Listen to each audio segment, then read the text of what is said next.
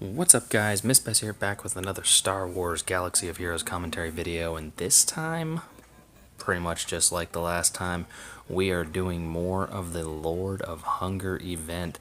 This time, the Sith Assassin is the target of our endeavors here, and her abilities are pretty awesome. Her basic is Exploit Weakness. It deals physical damage to a target enemy, inflicts evasion down for 2 turns, and gain offense up for 2 turns. If the target was already debuffed, gain stealth for 2 turns. And then this is where it gets interesting. If the Sith Assassin already had stealth, ignore the target's protection. Her first special ability is Dark Shroud. Dispel all debuffs from Sith Assassin and gain stealth and foresight for 2 turns. If she already had stealth, gain speed up and tenacity up for 2 turns. Sith allies also gain 12% turn meter for each buff on her. That's awesome. Then her last ability is another special attack. It's called Electrocute. Deal physical damage to a target enemy and inflict stun for 1 turn.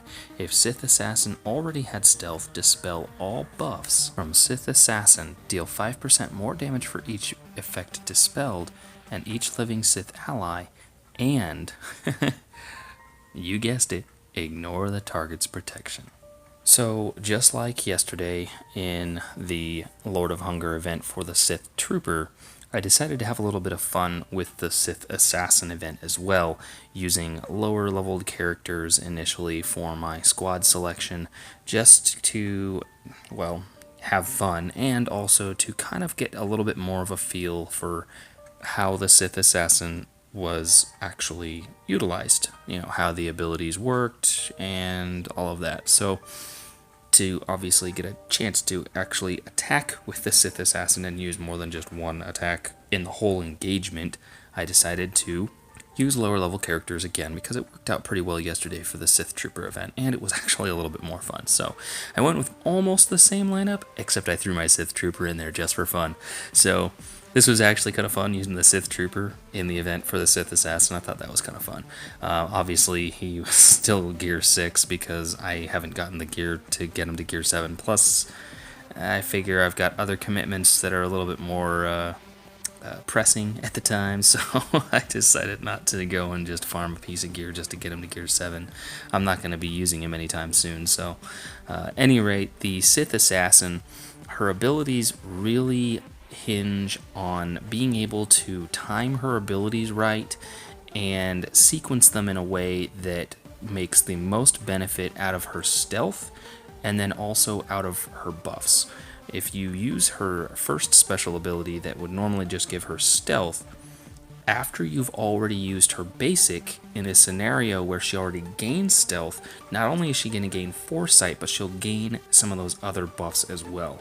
So the Sith Assassin is a little bit more of a strategic character that you have on your squad. You don't want to necessarily just jump in guns blazing and just start whipping out your special attacks and special abilities left and right, not really paying attention to who you're attacking, because knowing who's got negative status effects, basically getting that, ignoring your target's protection is extremely important, because right now in the game, with mods being the way they are, obviously characters gain a lot more protection from mods than health if they use health as a primary stat on a mod. So for instance, I think a Mark 5 mod with a health percent primary stat only maxes out at 5.88%, I believe, whereas a protection main stat Mark 5 mod maxes out at like 23.5 or 24.5%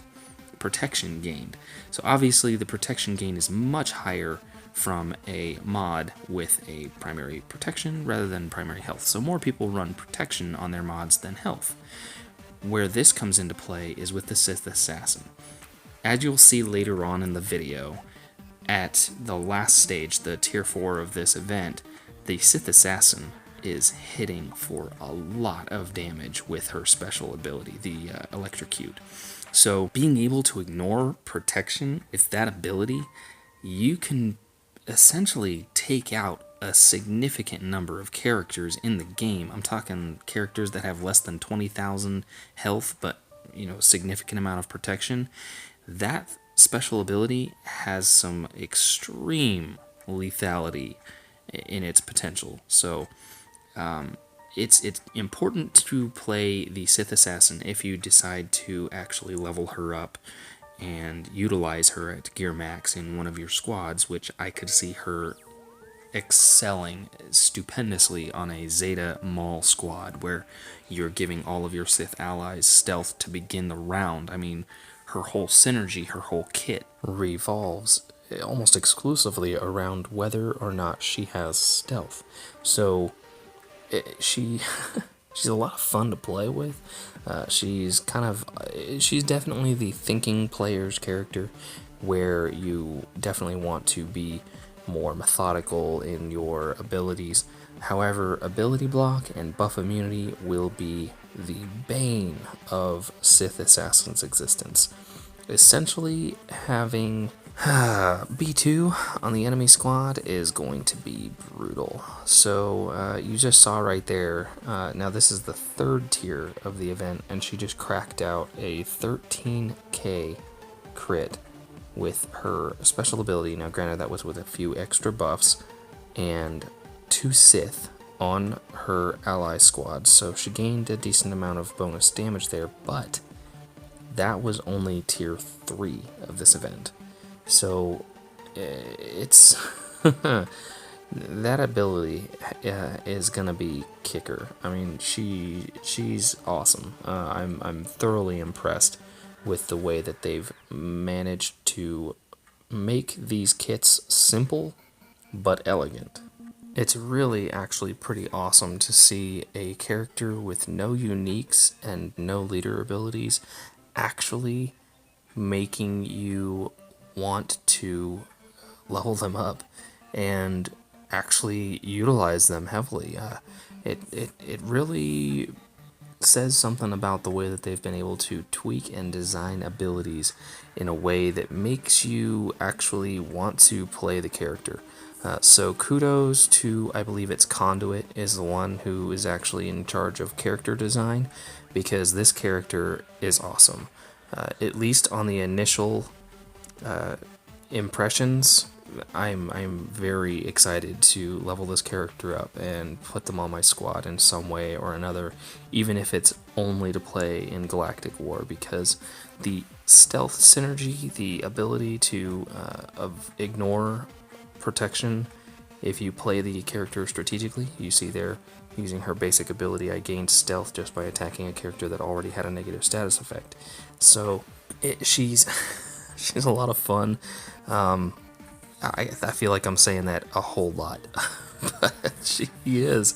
And then this tier is the one that you're going to want to pay attention to, because you'll see just how scary it is that she could potentially be ignoring protection. So this is definitely something you want to be paying attention. I mean, look at that. She almost took out. Now granted, that's just a Jedi consular on this beginning tier, but you couple the Sith Assassin with the Sith Trooper, who can also ignore protection, and you could potentially be taking out characters without even touching them with another character. So that is something that is very awesome, but then scary at the same time. You know, if you run into a squad that is a Darth Maul Zeta lead with Sith Assassin, the Sith Trooper, and, maybe Count Dooku, who is a very fast Sith as well, you're stacking that taunt up on your Sith Trooper very quickly, using the Sith Assassin potentially to attack the same target that you already stunned/shocked with Count Dooku, and you're potentially taking a character out of the game very, very quickly.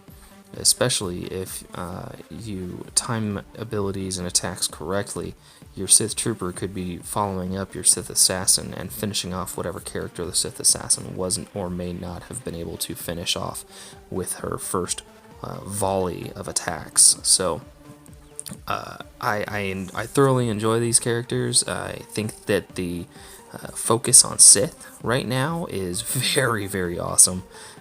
I thoroughly enjoy the dark side characters. In fact, I was just having a conversation with a buddy at work who I got playing this game, and we were talking about the fact that every time you play a game in Star Wars, specifically Knights of the Old Republic was the game we were talking about, you almost have to make a conscious, concerted effort to play on the light side of the game. So it's actually kind of funny to just kind of think that, you know, everybody always plays the dark side. So this, right there you go, 21,000 damage crit with her special attack that ignored protection. That is scary. That's intimidating, folks. So yeah, but you have to like make a concerted effort to play light side because you're just, I don't know, I feel just a natural draw to want to play a dark side character. So the fact that the Sith are now so powerful right now is awesome. I really like the Sith. I like that they are involving more characters that are non-canon. That's another thing that is very important to take out of this. Darth Nihilus himself is from the KOTOR game series, KOTOR 2, so it's awesome to see some of these Legends characters actually making their way into the game. I am very excited about Darth Revan, the possibility of Revan. I'm really hoping that EA can obtain the rights, the licensing agreements, whatever they need to from Lucasfilm in order to secure Revan for us, because I think all of us would really love to see Revan in game, obviously with an HK-47 synergy. I mean, he built HK-47, so I mean that pretty much goes without saying that if there isn't an HK-47 synergy, then shame on EA. Conduit, you know what I'm talking about. We need an HK-47 synergy in any kind of Revan build that you guys come up with. So definitely excited for the prospects of the game moving forward, and I am super excited for the Nihilus event coming up in a couple days. So I'll obviously be putting out a video of my Darth Nihilus Lord of Hunger playthrough, unlocking Darth Nihilus, all of that, because we're all looking forward to him.